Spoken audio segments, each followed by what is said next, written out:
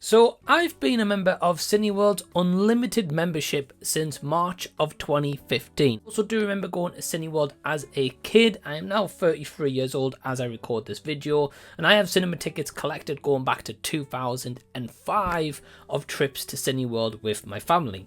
With the recent news of them closing down some sites and possibly more in the future, I want to give my own personal opinion and my own take on this situation, on how I personally believe Cineworld could be saved.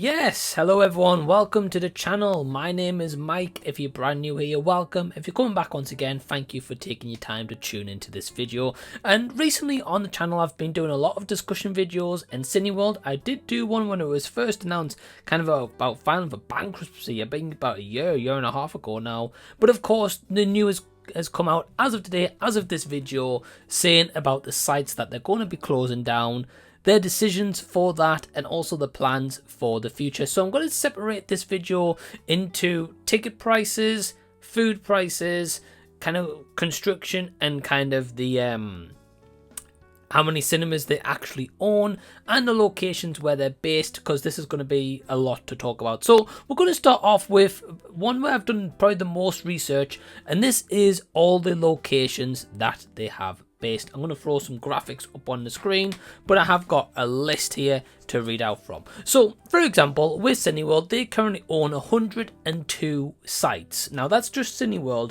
but they also do own 26 sites of a brand called Picture House, and this is all in the UK. They do have external companies, of course, based in America and different countries, but we're not going to talk about them because I don't know the situations on those one in different countries. Of course, I can only comment for the UK. So, for example, this is what I've learned from the 102 sites in Cineworld, and this is just a list of some of them, not all of them. But let's, for example, take Cineworld Aberdeen. So, in Aberdeen, they have 2 cinemas. They've got a Union Square and Queens.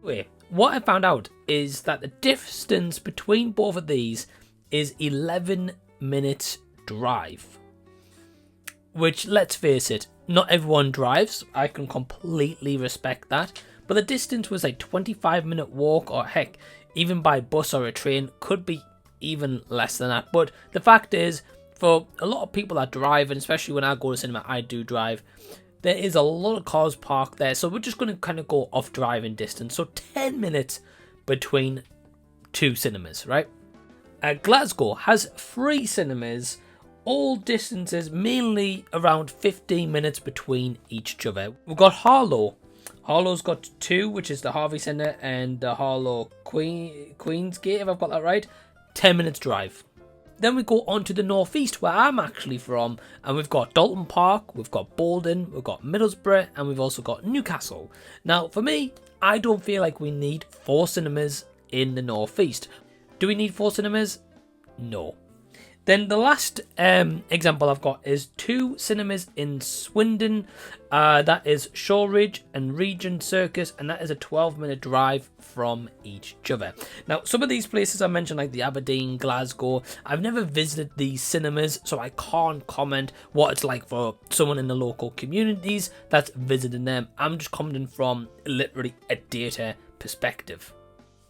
Now, Cineworld have announced that they are going to close Swindon Circus and Glasgow Parkhead. So that's at least Cineworld will have 2 in Glasgow and they'll only have 1 in Swindon. Now, for me, what a logical standpoint would be in terms of the locations for Cineworld is areas where you have multiple of them, and especially as it's only a 10-minute drive for most of these, maybe 15 minutes max, distance from one another. Why don't Cineworld close one of those locations? Ideally, do I want cinemas to close? No, probably like anyone else, we don't want cinemas to close. We want them to open, we want them to thrive. I want to be, when I'm an old man, still be going to the cinema because I absolutely love it.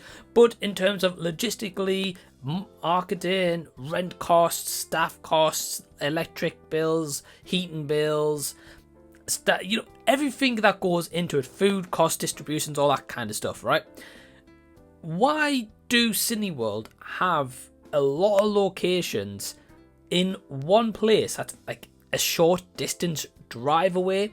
For example, if they closed, say, even one of that list I read you, like, so say one Aberdeen, one Glasgow, one Harlow, one Swindon, one North East, that already is at least 4 or 5 cinemas you're going to save rent costs on straight away. You're going to save the staff costs, gas, electric, all that stuff I mentioned before. So you're going to save that immediately. Yes, it's a shame to get rid of staff. We don't want people losing their jobs. But ultimately, if the company is sinking right now, they need to do that despite how horrible the situation is in order to survive. And maybe in the future, if they get better off and they're making massive profits, which I want them definitely to do, they could maybe rethink about reopening one of those sections, or in a completely different area that they don't have one in the UK right now. For me, that would make the most sense. Of course, people are going to agree and disagree with that, and that's absolutely fine. But for example, in the North East, as I said, where I am, we don't need 4 locations. We could have maybe 2. Like Bolton and Dalton Park, about 10-15 minutes drive. So again, it's not too far from one or another. And then you've got like Newcastle and Middlesbrough. And Middlesbrough's probably the furthest out from all of them. But like Newcastle, as I said, because they've got that parking incentive, why not keep maybe Newcastle Bolton or Newcastle Dalton Park and close the other 2? And then on top of that, they've then got Picture House Cinemas that only add to those numbers. So as I mentioned, there's like 12 cinemas in London, Cineworld. And Picture Houses, they might have like 5 or 6, maybe even a few more than that. So in total, you're looking around 18, 19 cinemas that's under the one umbrella, where it's a different name. It's still owned by Regal, Cineworld, whoever it is. It's still owned by them. So therefore, they're paying even more rent. So when I checked out like Picture House listings, they show a few films per day. They might have like 1 or 2 showings. So I'm just like, well, why would you not invest that? Like maybe close down the Picture House and just put those showings into the Cineworld, where, for example, like Cineworld York and the Picture House York, again, minute drive, and York will offer more screenings with more movies. I just don't get the logic, and therefore they are spending so much money on rents and all the bills and including staff costs. And as far as I'm aware, most staff are on 0-hour contracts, so that could be different. I don't work for the cinema, but as far as I'm aware, that is what they work. Unless I think you're in management, then you actually have a contract, or maybe an older employee, you might still have a contract, or like set working hours per week. But for most part, they're 0-hour contract staff, which I do feel sorry for them. Ultimately, they're the ones who suffer, and maybe people in the local area who go to their cinema. But yeah, ultimately that's my stance on the location part. For me, I would be shutting down locations that have multiple in the same area, and therefore they're going to save a lot of money. Because on top of that, they're also around 50% of cinemas, or around 50 of cinemas, reported by Sky News, these Cineworlds are looking to negotiate the rents with the landlords. And you would think they would do that anyway before now, and at the end of the day, if you can get rent cheaper, or if it's been fluctuated when it shouldn't be, surely you would create that, the landlords. You wouldn't just keep paying it on top and just not question it at all. So the location's definitely quite baffling. So now that we've talked about the location, let's move on to the ticket prices, which for me is another huge factor into why Cineworld are probably suffering from ticket sales. I know they make the most money, of course, on the food, but the ticket sale definitely does still equate for the amount of money they've got to pay to buy the film rights to be able to distribute it into the cinema. So in terms of the ticket price, right, so let's take Deadpool and Wolverine, which is the big movie at the time of this video. Now, a standard ticket for Deadpool Wolverine, no special 4DX, 3D, anything like that, it currently costs £11.99, unless you're an unlimited member, which you can get that ticket for free and there'll be no uplift fee. Now, theoretically, £11.99, let's round that up to £12 exactly, right? Now, if we compare this to other cinemas. Now, this is on a weekend, but I also did check the price for a Monday and a Tuesday, just in case it was a little bit cheaper. Now, at Odeon, on a Monday, the ticket price is £7. So already, you're pretty much saving £5, right? And that £5 you could be saving, an average moviegoer may then use that £5 to buy some food, or that towards some food, right? So therefore, they're getting more bargain for their pound.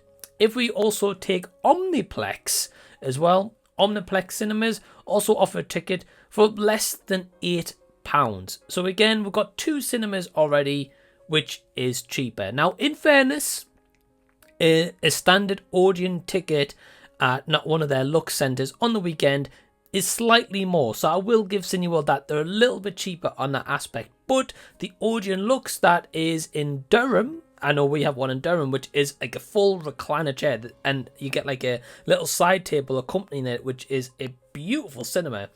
Their ticket was less than £11, and for people who's not like myself, who's an unlimited member and I'll pretty much go see anything and everything at the cinema, a lot of people will buy a cinema ticket who are an average moviegoer who don't always go to the cinema unless a movie really intrigues them or they've heard some great things about it, and they'll go check out the movie. So really, at home, everyone knows you can pause a TV with streaming, you can go to the toilet, make some food, do whatever you want at home when you're watching a movie, right? Whereas the cinema, of course, you're stuck in that seat basically until the runtime is done. So if people's going to go out to the cinema, ideally they're going to want to go to a cinema that is the best value for money, but also if they can get that comfort, they're going to go for that comfort, which is close to like what they've got at home, or maybe even slightly better if the options are available. So for me, if I was a standard moviegoer, yeah, I would love to rush to go see Deadpool Wolverine, but I would personally be waiting to get a little bit of a cheaper ticket because, as I say, ultimately, I would probably use that spare money to go get some food whilst I'm there. So I'm already saving that money. Now, I'm not saying everyone's £4 or like that. Everyone is different. Sometimes I would just go out and pay that money anyway. But the ticket price alone sometimes is more expensive than like an everyman cinema, or that might be slightly a little bit more, or you've got like a picture house cinema where it might be a little bit cheaper. So ultimately the ticket price is like £11.99, whereas a View, it starts from £4.99 a ticket. Now, I don't understand why Cineworld, I know before the kids' holidays, they used to do like Monday to Friday, I think 9 till 3, 9 till 4. They would do like £5 or £6 tickets, which is great. That entices people to come into the cinema, and that because they get like a cheaper ticket, they might then be inclined to go get some ice cream, some popcorn, nachos, hot dogs, whatever snacks that they want to get. But when you're charging £11.99, some people may be reserved to do that. Some people may just go to the local supermarket, like Asda, Sainsbury's, whatever, and bring some food in, because you can do that here in the UK. So for me, I don't understand if View Cinemas, and which are really successful, by the way, and they're looking to maybe buy some of the Cineworld sites that they could close down.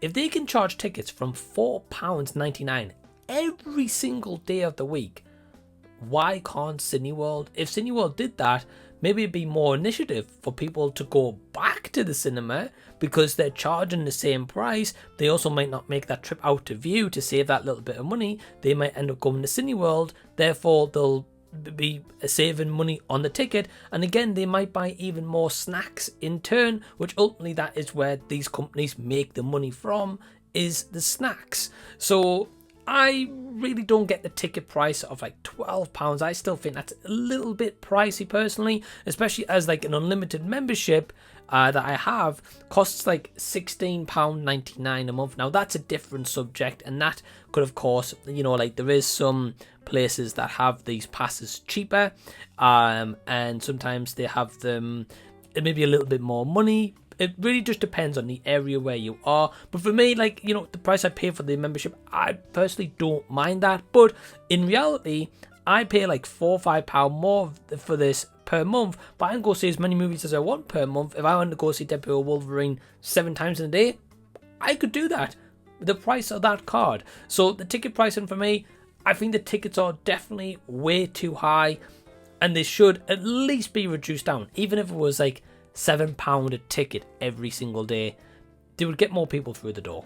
So now we move on to the food prices. Now, of course, everyone always says it costs an arm and a leg to eat at the cinema, or you're going to be spending a ton of money to get some snacks at the cinema, and I can't disagree with that. They always do charge an exorbitant amount, but once again, this is where they could factor in and make more money by charging less prices. So to give you a quick context example, so Cineworld right now have 2 for £6 on their chocolate and sweet bags. Right now, if you go to Asda, you can probably get these bags roughly £1.50, £1.65 per bag. In actuality, if you pay £1.50 and you say get 2 of those bags from, say, Asda, you paid £3 for 2 chocolate bags instead of a 2 for £6. Now, ultimately, people get suckered in by a deal, and 2 for £6 might sound pretty good, but why not charge 2 for a fiver? Therefore, people like myself, for example, or my partner, when we go to cinema, instead of buying from the cinema, like those sweet bags, we'll literally go to Asda, which is like a 30-second walk around the corner, and I'll be like, well, hey, look, we're gonna save £3. I can use that £3 spare if I have it to go get like a scoop of ice cream from the cinema. So why not charge, say, 2 for a fiver or 2 for £4.50? Because either way, they're still going to be making money. They buy these chocolate bags in bulk anyway, so they're still making profit on 2 for £6, 2 for £5. They're still going to make big profits on those. And really, if you decrease the price of the food, people are going to be more inclined to buy it and maybe not go to the local supermarket or to the pound shop, because they'll be like, well, hey, I'll just spend the extra £1. I'll just get it from the cinema. It's a lot easier and a lot more convenient. The deal where you got like a 2-4 deal, so it might be like a drink and a nachos, drinking popcorn, drinking a hot dog, and it's usually like 2 for like £11.95, £12.95. They always keep putting the price up, so I'll be honest, I don't know what the price is, but it's around that figure. Now, really, that is a regular size. It's not a large size either. You got to pay an extra £1 if you want to go large. But if you think about it, that is a regular Pepsi and a regular, say, nachos for like nearly £13. Now that is exorbitant, and of course they're going to make great profits on it, but again, they buy Pepsi in bulk on like the kegs that they'll come into, and of course the nachos from rollover they'll buy in bulk from them as well, including like the little dipping sauces too. So once again, why not charge it 2 for £8? Just as an example, because no way is that going to cost £12, £13 for a Pepsi and a nachos, even with inflation. Surely not. I mean, if I'm wrong, comment down below. But I mean, say for 2 for £8, at least it's not too bad, right? You're charging £4 per item, and at least it's not too bad in the pocket, and people could be like, well, hey, you know, I've got a discounted ticket today. I've got an, you know, maybe say a cinema ticket and a drink and a nachos, £15 altogether if reduced the price of tickets to £7. Hey, that's great. That's actually not too bad of a cinema outing. Spending £15 to go see a movie, I get a drink and a nachos. But instead of full price ticket £11.99, and say the nachos 2 for £12.95 ticket, you're spending £24 already on one cinema trip, and that is just absolutely exorbitant. But the problem is, at like say Odeon, they sometimes do cheaper deals than like Cineworld for the popcorn and a drink. For example, it's way cheaper, and you also get it as a large, so therefore you're getting more value for the money already, because you're getting more food for what you're actually paying for. So of course people's gonna be like, well, hey, I'll go there, I get cheaper deals, the tickets are cheaper, the food's cheaper. Well, why would I spend more money going to Cineworld? I know recently that Cineworld did include and introduce like a free 4 deal where they do like a drink, a hot dog, and say like a popcorn, and you get that for £14.99, which is a little bit better. But again, £15 is still a bit too much. Why not like a free for £12? Once upon a time, View used to do free items for a tenner, and that was great value. So if they can make money for free for 12, why can't Cineworld? Again, they're buying these snacks so cheap. They will be buying them so cheap. There's no doubt about it.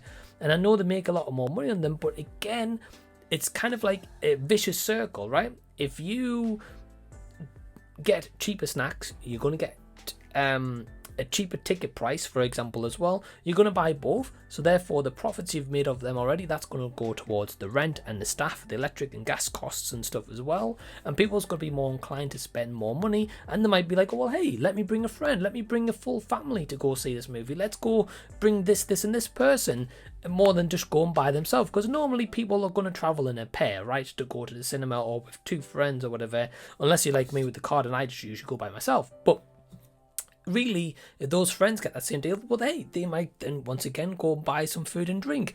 Or sometimes the friends might split the cost with them and share something because the prices are expensive. But ultimately, you want everyone who comes in to buy a hot dog or a popcorn or a drink, and you're going to make more money from that. So yeah, so again, if you're going to charge expensive food prices and you're going to charge expensive tickets, ultimately people's going to go look for other bargains elsewhere. Therefore, you've lost those potential sales, which ultimately is going to lead into the rent factor and the electric cost, as I mentioned before, which ultimately is going to give them that financial detriment that they're in right now, and they're not going to make the money.